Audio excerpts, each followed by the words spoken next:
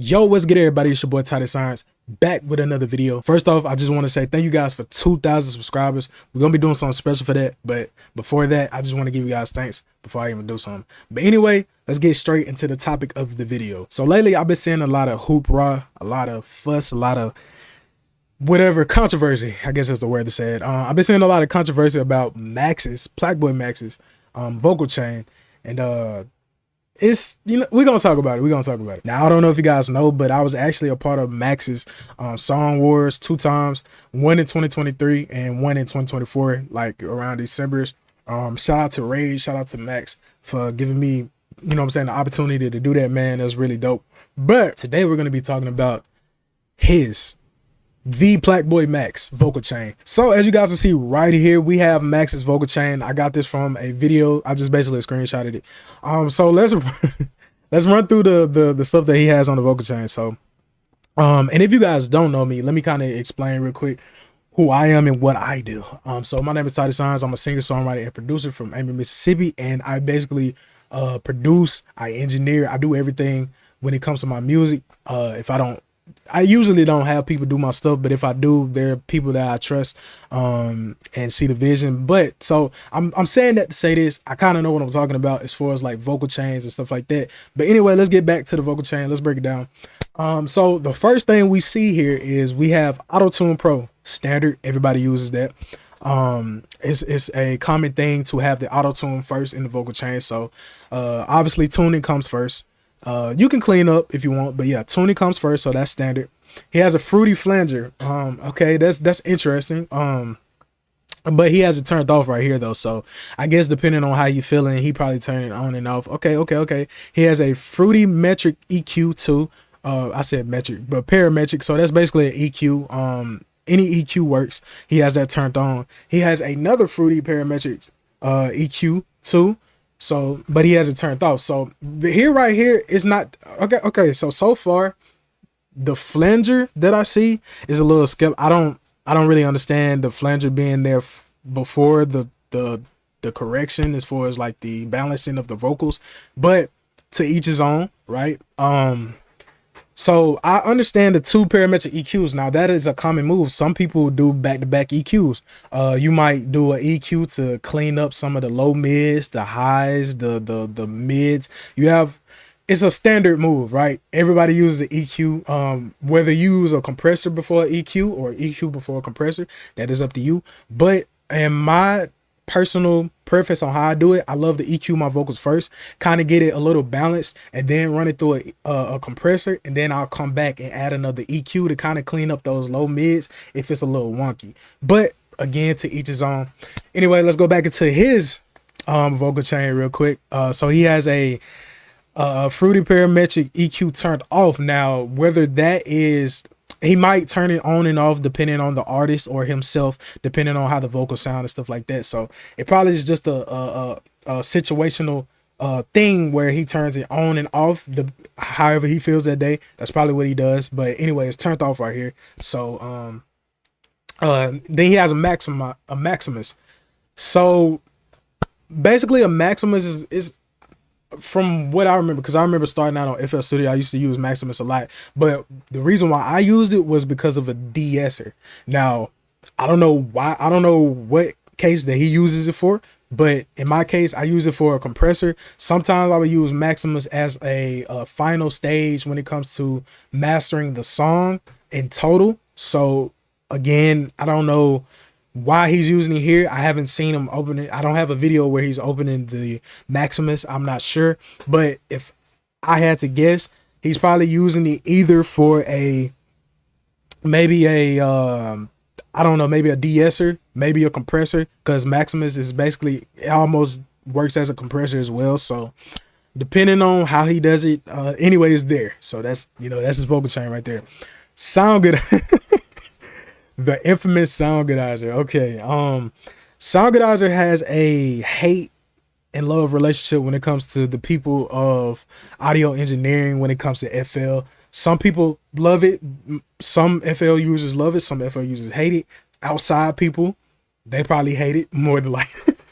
They probably hate it more than likely. But Looking at it, Soundgodizer is a staple when it comes to FL. It is almost a running joke in the community of FL. But yeah, Soundgodizer, I'm pretty sure to add that saturation. So if you guys don't know what saturation is, it's basically just taking even and odd order harmonics and stuff like that. So basically like distortion and all that other stuff, making it sound a little bit more musical. But Soundgodizer in this case, I would almost think he's using it for like excitement. So you have exciters or whatever you want to call them. Basically sometimes people use that for the high end to make the vocal sound a little bit more brighter. So maybe that's why he's using the Soundgodizer. I'm not sure. This is Max Vocal Chain. We just breaking it down, man. We just breaking it down.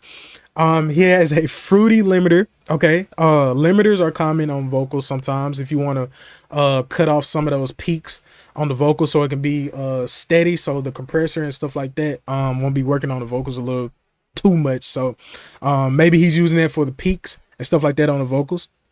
Again, to each his own. Right. To each his own. You have a fruity delay. Okay, this right here, I think maybe, okay, if you take out let me finish the vocal chain, then I'll explain my opinion.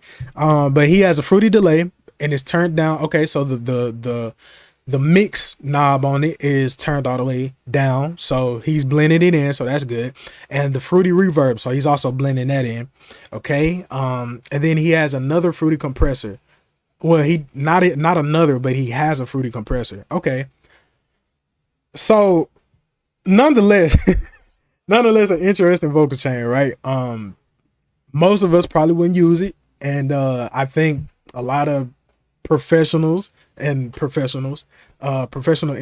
they'll probably look at this vocal chain and be like, what the heck is going on? But to kind of look at it again, I mean, look, man, look, the rule with music is if it works, it works. So no matter how you do the product, as long as the final product at the end sounds good, then that's all that matters. So that's the rule of music. But let's just kind of break down a little bit more this vocal chain. So I kind of want to start off with the delay and the reverb. So usually what a lot of pro engineers do, as far as now FL, I probably wouldn't put the reverb I probably wouldn't put the delay before the reverb, right? I probably wouldn't put the delay before the reverb, but I would like intertwine it. I would put the reverb before the delay, and that kind of gives you more of a spacey feel, in my opinion. But looking at this vocal chain, a lot of people nonetheless do this. If we go, let me go to this is not my main vocal chain or nothing like that. This is just a rough vocal chain that I do as far as to get the mix. This is the rough mix, so this is not the final mix or anything.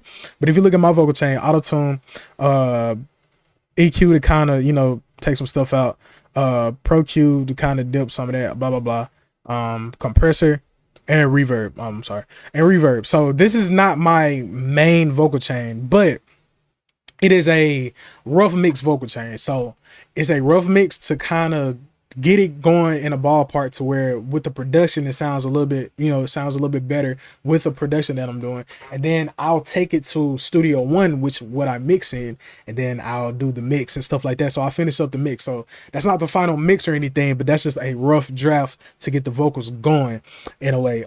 So but to kind of break down his vocal chain, right? What a lot of pro engineers do is they'll side chain the reverb and the delay.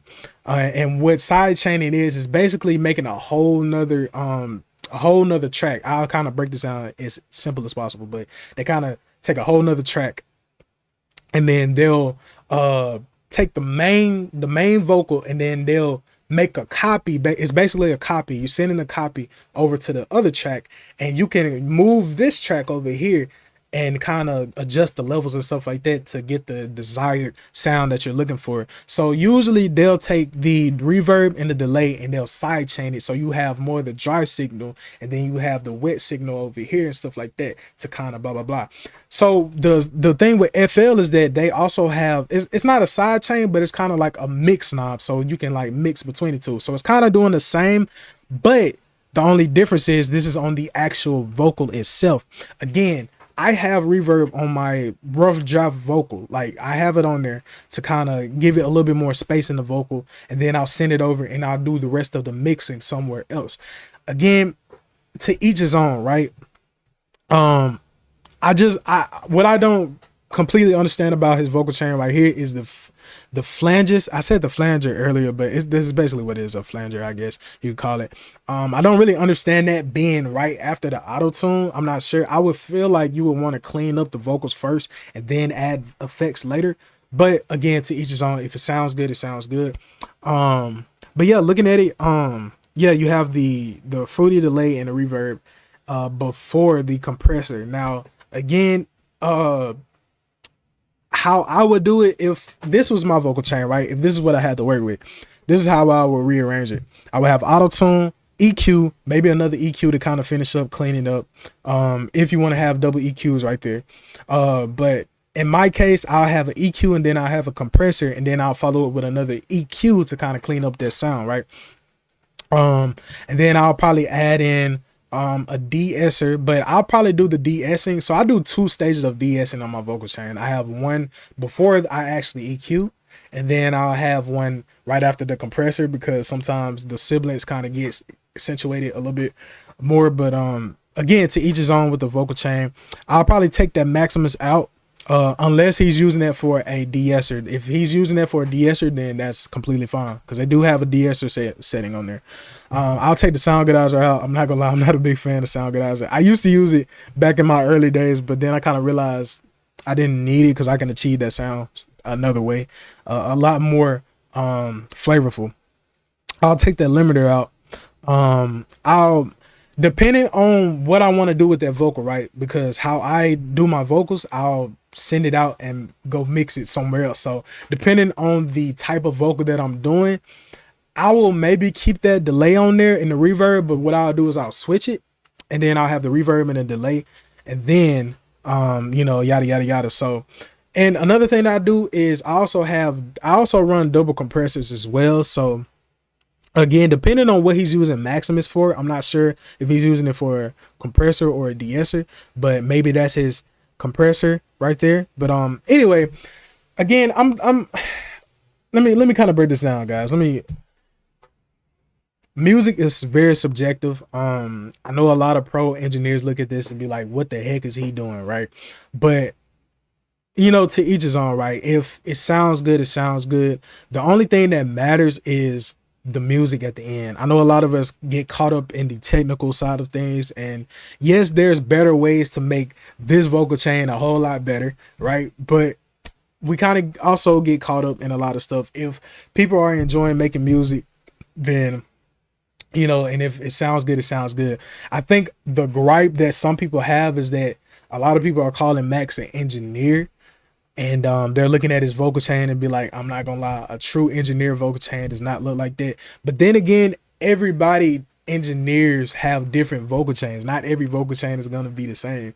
So regardless of how you feel about it, if the music sounds good at the end, then that's all that matters. But if Max want to get into more of the engineering side of things, if he want to engineer his own stuff, I'm pretty sure since he's signed out, I'm pretty sure he probably do his vocals and send it off to a mixing engineer to kind of do the rest. So maybe this is a rough start for him, and at the end they'll probably get somebody to do the clean, the finish up the mix, and then boom, you know, mastering. There you go. But again, to each his own. I'm just a big person on, if the music sounds good, it sounds good. When I look at this vocal chain, I'm like, man, you know, it's a lot. It's some things that could be a little better, but at the end of the day, I don't really judge it, because we all have started out with some type of crazy vocal chain, and then we kind of learn and understand how certain things work. So, guys, I would say give Max time to kind of learn and understand a little bit more, if that's what he wants to do. If he wants to keep this vocal chain because it's working for him, cool. Kudos, right? That's him, and that's what he wants to do, and that's his decision. And if he wants to seek and kind of understand a little bit more about engineering and kind of understanding a little bit more about vocal chains and, you know, different type of vocal chains and a few better ways to kind of put things at, then again, that is up to him. But I'm looking at this vocal chain and I'm like, man, low key I've seen worse. I'm not gonna lie. I've seen worse. I've seen worse vocal chain. So, you know, looking at it, he has some of the right stuff in here. He has some of the right ideas. If we just take a few elements out, you know what I'm saying? If we just take a few elements out of this vocal chain, then I think he's sitting at a good vocal chain.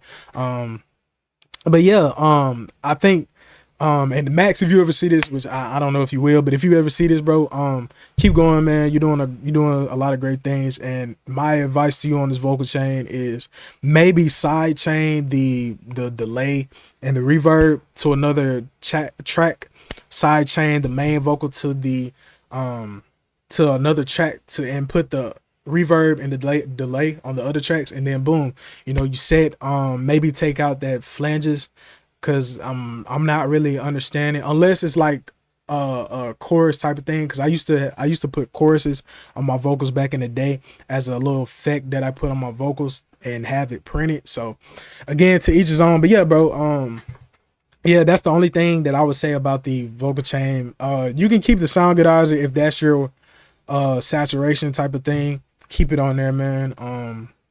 Other than that, take a few things out and you got a pretty solid vocal chain. But yeah, that's my opinion though. Again, that's my opinion. I know a lot of people are man, they breaking this man down. But yeah, again, guys, if the music sounds good, it sounds good. Because at the end of the day, the fans are, or you know, the supporters, not fans. I hate calling people fans, but the supporters, if they like the music, man, then that's all that matters. But anyway, that's my take on the vocal chain. That's my take. Let me know what you guys think down in the comments below. If you agree with his vocal chain, if you don't, what are some things that you would change about his vocal chain? And yeah, put it down in the comments, man. And if you guys haven't checked out my latest album, Love Take 3, make sure you go check that out right now. It's on all streaming platforms. Shout out to my team, TLR, man. Shout out to everyone that's been supporting me as well. But the biggest shout out to the big man above, God, Jesus. You know the name of him. Yeah, but yeah, just shout out to him, man. But anyway, that's gonna be it for the video, guys. Make sure you like, comment, and if you're new to the gang, if you're new to the family, make sure you subscribe today, guys. Hey, we're growing for surely. Again, thank you guys for 2K subscribers. We're going up, and I'm gonna have something special for y'all. But anyway, y'all stay safe and peace out.